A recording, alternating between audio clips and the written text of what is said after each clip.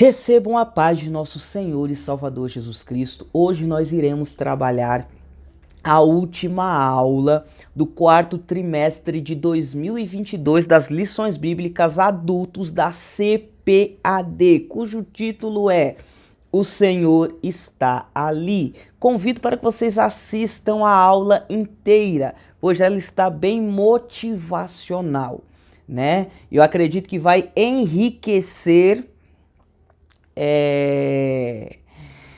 o capital intelectual de todos os alunos, de todos os professores, né, que assistem o conteúdo do canal Evangelho Verdadeiro, uma visão analítica. E aproveito já para convidar, se existe alguém ainda não inscrito neste canal, inscreva-se e compartilhe o nosso conteúdo, tá certo? Então vamos aqui fazer a leitura do texto que irá nortear, vai dar todo aqui o embasamento para a nossa argumentação. Então vamos fazer a leitura aqui no Antigo Testamento, no livro do profeta Ezequiel, capítulo de número 48, versículos do 30 ao 35, que diz assim: E estas são as saídas da cidade, desde a banda do norte, 4.500 medidas. E as portas da cidade serão conforme o nome das tribos de Israel. 3 portas para o norte. A porta de Ruben, uma. A porta de Judá, outra. E a porta de Levi, outra. Da banda do oriente, 4.500 medidas e 3 portas, a saber, a porta de José, uma. A porta de Benjamim, outra. E a porta de Dan, outra. Da banda do sul, 4.500 medidas e 3 portas. A porta de Simeão, uma. A porta de Isacar, outra. E a porta de Zebulão, outra. Da porta da banda do ocidente, 4.500 medidas. E as suas 3 portas. A porta de Gade, uma. A porta de Azer, outra. A porta de Naphtali, outra. 18.000 medidas em redor. E o nome da cidade desde aquele dia será: O Senhor está ali. Bom, eu gostaria, a nível aqui de introdução, ressaltar que durante esse trimestre nós trabalhamos alguns assuntos que estão inseridos aqui no livro do profeta Ezequiel. Nós não fizemos um estudo do livro do profeta Ezequiel, né? Não fizemos aqui uma exegese do livro. O livro tem muito conteúdo para ser trabalhado. Então a gente pegou aqui alguns assuntos que são trabalhados, que são tratados no livro de Ezequiel, tá certo? Então, enfatize isso para os seus alunos, querido professor. Bom, nas últimas aulas, a gente especificamente vem falando do povo de Israel e das sucessivas restaurações que Deus vem promovendo sobre Israel. Tá certo? Ou seja, mais uma vez eu reforço, Deus não se esqueceu do seu povo que antes conheceu. Isso tá lá na palavra de Deus, no livro de Romanos.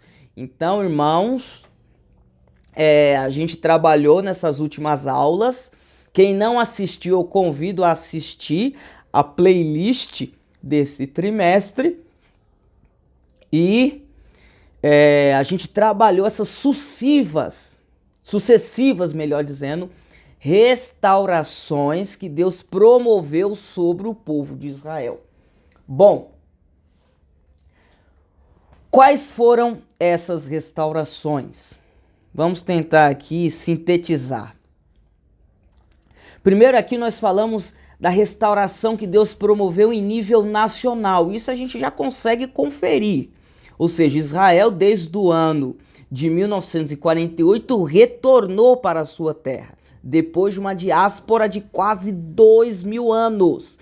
Então, ou seja, a primeira restauração, que seria a restauração nacional, ou seja, do Estado de Israel, já aconteceu. Mas além disso, nós também falamos de uma restauração espiritual, ou seja, o povo de Israel tornará a ter vida espiritualmente no futuro, né? Deus irá restaurar a vida espiritual de Israel, ou seja, fazendo com que a nação reconheça a Jesus Cristo como seu único Messias, tá certo? Único e verdadeiro Messias. Depois aqui nós trabalhamos a questão da restauração do governo de Deus ou do reino de Deus sobre Israel e sobre as demais nações. Tá certo, irmãos? Então a gente acredita sim em um milênio literal. Nós não alegorizamos aqui a promessa do milênio, tá certo? Então nós falamos aqui dessa restauração do governo de Deus, do reino de Deus sobre a nação de Israel e as demais nações, ou seja, sobre todo o mundo. Depois nós falamos da restauração do templo. Sim, Deus irá prover para Israel um templo no milênio. Tá certo, irmãos? Além da existência do templo da grande tribulação. Tá certo? Estamos falando aqui de eventos distintos, né? Então Deus promete prover para Israel nesse período de milênio um templo, tá certo? Também falamos da restauração da glória de Deus, ou seja, a glória de Deus saiu do templo de Salomão. E a Bíblia nos garante que essa glória retornará. É isso que está profetizado no livro do profeta Ezequiel, como nós trabalhamos nas últimas lições. Então, ou seja, Deus irá restaurar a sua glória. E hoje, mais especificamente, nós iremos falar sobre a restauração da cidade de Jerusalém. Tá certo, irmãos? Vamos falar sobre essa restauração. Então, ou seja, a gente já consegue observar aqui uma sucessão de restaurações que Deus promove sobre o povo de Israel e que terão cumprimento essas restaurações em períodos escatológicos futuros ou futurísticos, tá certo? Então, ou seja, boa parte dessas promessas ou dessas restaurações ainda irão se cumprir na história do plano da salvação.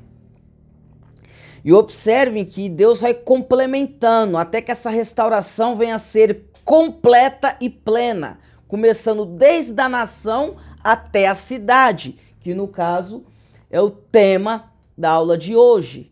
Então, ou seja, olha só o amor de Deus para com o seu povo, como nos diz a palavra de Deus.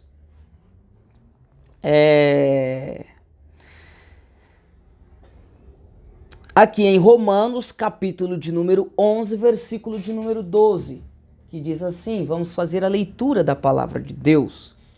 Romanos,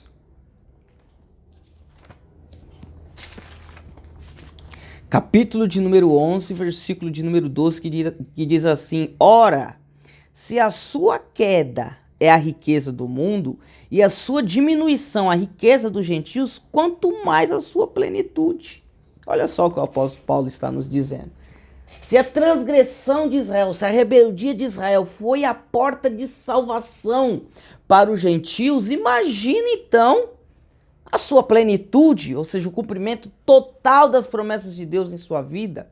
Então, ou seja, de fato nós estamos aqui falando de eventos futurísticos, escatológicos, grandiosos, de restaurações grandiosas, como as que a gente vem trabalhando ao longo dessas últimas aulas. E hoje nós estamos falando aqui da restauração da cidade de Jerusalém.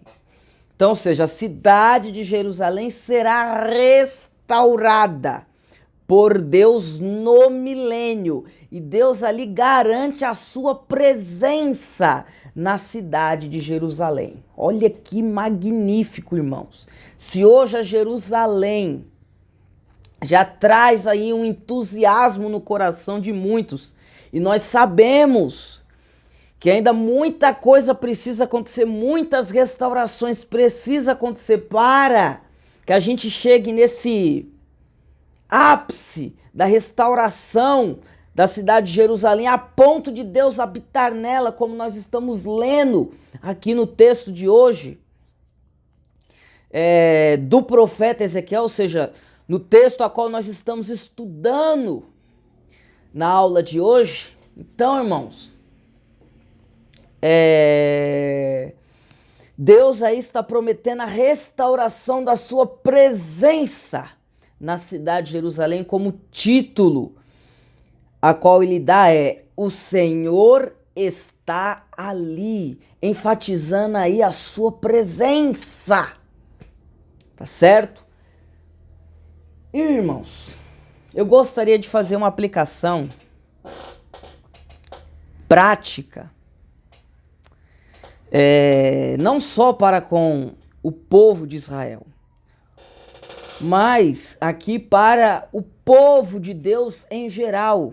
Ou seja, Deus tem mostrado um interesse nessas últimas aulas que nós temos estudado em restaurar a sua comunhão para com o povo de Israel, mas não somente para com o povo de Israel, mas para com todas as nações, e Deus tem feito isso ao longo da história. Eu vou mostrar aqui, a gente vai fazer uma pequena regressão da história e a gente vai observar que Deus, ao longo da história, já vem promovendo essas restaurações da sua presença e da sua comunhão entre o seu povo, tá certo? Então, originalmente, lá no Éden, antes de o homem cair, o homem tinha plena comunhão com Deus.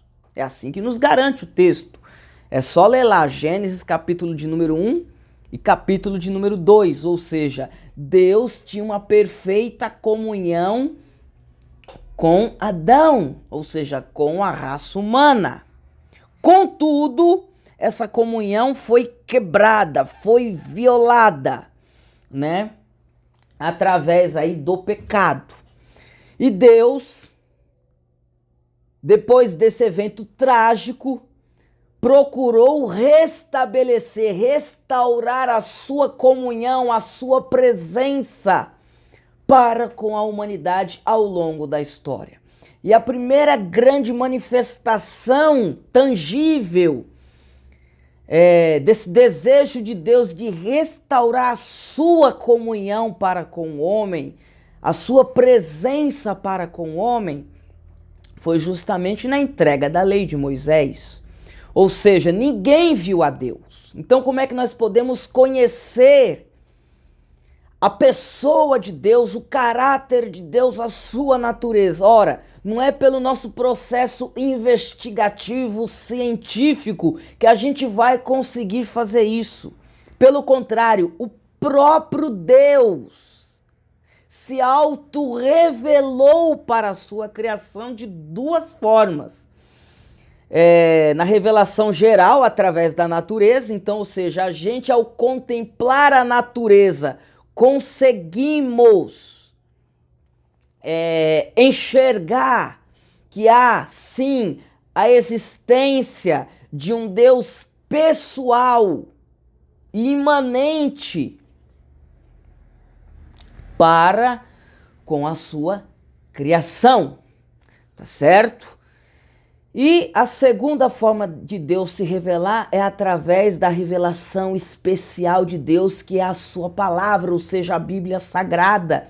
Deus se auto-revelou porque ele sabia que a gente, com os nossos métodos científicos e cognitivos, jamais conseguiríamos conhecer a ele e conhecer de fato quem é ele, tá certo?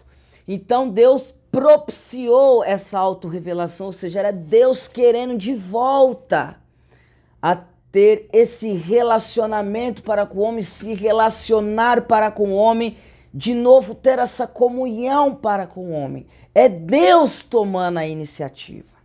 Olha que lindo, irmãos, olha que lindo, tá certo? Então, primeira tentativa de restauração da comunhão de Deus, da presença de Deus para com a humanidade caída, é justamente a entrega da lei. Era Deus dizendo: olha, eu tenho esse caráter, a minha pessoa tem essa personalidade. Olha, se vocês querem ter comunhão comigo, se vocês querem ter relacionamento comigo, eu sou dessa maneira, eu sou dessa forma. Então, a entrega da lei foi essa primeira tentativa de forma mais aí tangível de Deus em tentar restabelecer, restaurar essa comunhão, essa sua presença para com a humanidade caída. Depois, a gente vê que isso não foi suficiente. E Deus falou, não, é melhor eu me encarnar. Parece que a minha lei não é suficiente, então é necessário eu me encarnar, me fazer homem, para assim o povo me conhecer como de fato eu sou. E isso Deus fez através da pessoa de nosso Senhor e Salvador Jesus Cristo, ou seja, a segunda pessoa da Trindade, irmãos. Olha que lindo!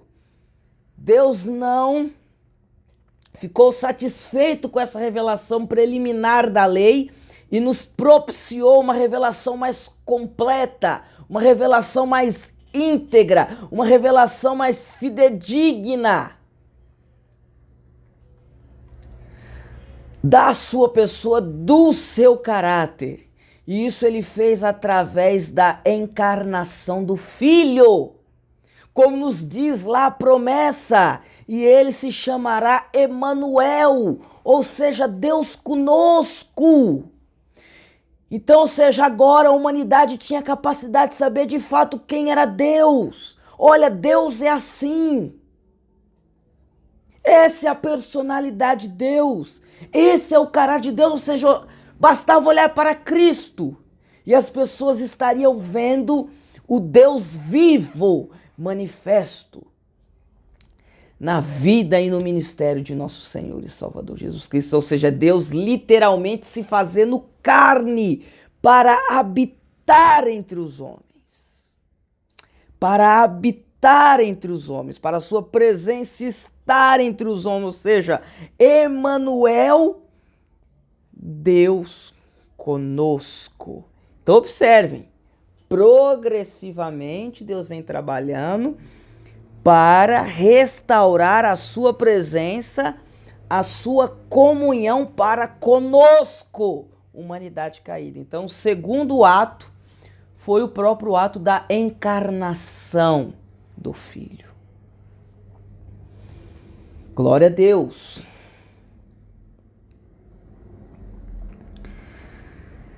Deus não ficou satisfeito. Deus falou, mas eu quero habitar de fato no homem, dentro do homem. Eu quero que o homem de fato seja o meu templo. Eu quero habitar no homem. Olha só, irmãos, que amor, que Deus tremendo, que Deus grandioso. Agora Deus dá mais um passo em direção a essa restauração da sua comunhão, da sua presença para conosco, e derrama seu Espírito, para que seu Espírito habite em nós. Então, ou seja, Deus já não quer mais habitar em blocos, em cimento, em prédios. Deus quer habitar em nós. É mais uma vez Deus tomando a iniciativa. É Deus tomando aí, dando o primeiro passo. Melhor dizendo. Magnífico, irmãos. Mas Deus ainda não se deu por satisfeito. Por fim, a Nova Jerusalém, que no caso aqui é distinta da Jerusalém do milênio. Nós acabamos de falar aqui da restauração da cidade de Jerusalém no milênio. A Nova Jerusalém aqui é um plus comparado a essa Jerusalém do milênio. De fato, essa Nova Jerusalém desce do céu, desce de Deus. E vamos ler o que o texto nos diz a respeito dessa Nova Jerusalém? A restauração da cidade de Jerusalém no período do milênio, a gente vê aqui que a ênfase é o Senhor está ali, ou seja, o Senhor está presente ali, o Senhor habita ali. Agora vamos ver a ênfase que Deus dá para a nova Jerusalém, no caso aqui de Apocalipse, a que desce de Deus. Então vamos fazer aqui a leitura do texto sagrado, a leitura da palavra de Deus no Novo Testamento, no livro de Apocalipse, capítulo de número 21. Vou ler até a partir aqui do versículo de número 2.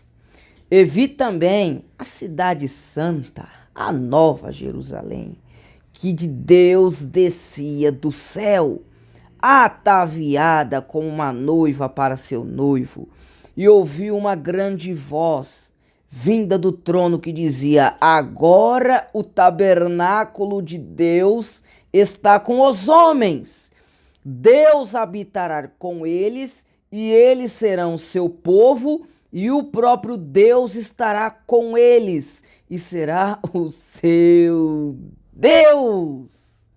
Olha só, irmãos, que magnífico! Há poucos minutos atrás nós falamos da restauração da cidade de Jerusalém no período do milênio. E a ênfase dessa restauração é: o Senhor está ali. No caso aí, ressaltando a presença de Deus nessa cidade de Jerusalém do milênio. Mas agora nós estamos falando, aqui no caso do trecho do livro de Apocalipse que nós lemos, da nova Jerusalém. Ela é distinta dessa Jerusalém do milênio. Ela desce de Deus. E aí o texto nos diz que ela é o tabernáculo de Deus com os homens, ou seja, aí de fato Deus habitará com os homens. Então tá vendo só o caminho de restauração que Deus tem promovido para restaurar a sua comunhão e a sua presença para conosco? Então aqui é o ápice dessas restaurações que Deus vem promovendo desde a entrega da lei, como nós acabamos de fazer menção aqui, até esse grande evento, que no caso é a descida da nova Jerusalém, que no caso completa essa restauração da presença de Deus, da comunhão de Deus para com o seu povo. E aí se cumprirá o que a palavra de Deus nos promete, e nós estaremos para sempre, sempre e sempre com o Senhor. Então, irmãos, Deus vem trabalhando não só para com Israel. Deus vem trabalhando não só para restaurar a sua comunhão para com a nação de Israel, mas Deus vem trabalhando ao longo da história para restaurar a sua comunhão com a humanidade. Com a humanidade. Glória a Deus por isso, irmãos. Nada é melhor do que a gente terminar esse trimestre dizendo isso, que Deus, no livro de Ezequiel, se apresenta como um Deus de juízo, ou seja, um Deus que julga a iniquidade, que julga o pecado, que ele não faz vista grossa ao erro, que ele não passa pano na transgressão, que ele não compactua com a rebelião. Pelo contrário, ele julga. É isso que o livro de Ezequiel nos apresenta. Ele julga, ele responsabiliza. E uma forma de demonstrar esse seu julgamento foi a morte do seu próprio filho, assumindo o lugar de réu para com toda a humanidade, para que todos aqueles que aceitam o sacrifício do seu filho, possam estar justificados diante de Deus, desse Deus que julga. E uma vez Deus julgando o pecado, e a gente sabe que os nossos pecados foram julgados em Cristo Jesus, não resta mais nenhuma condenação para aqueles que estão em Cristo Jesus.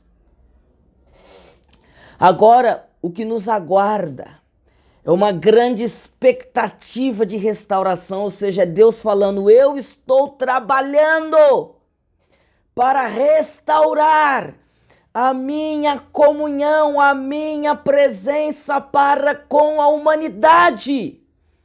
Eu tenho feito isso ao longo da história.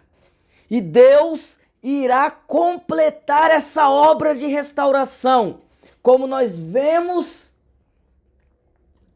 e podemos contemplar através da leitura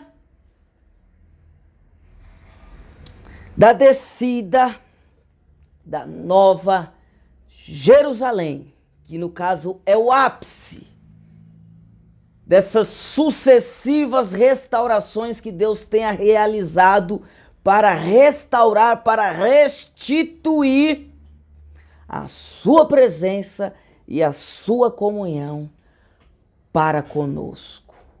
Tá certo, irmãos? Eu espero ter contribuído para o avanço da Igreja de Cristo nesse quarto trimestre das lições bíblicas adultos da CPAD. Foi um trimestre maravilhoso. Agradeço a sua presença e peço que você compartilhe esse vídeo, você compartilhe esse conteúdo, tá certo? Que Deus possa abençoar a vida de cada um de vocês.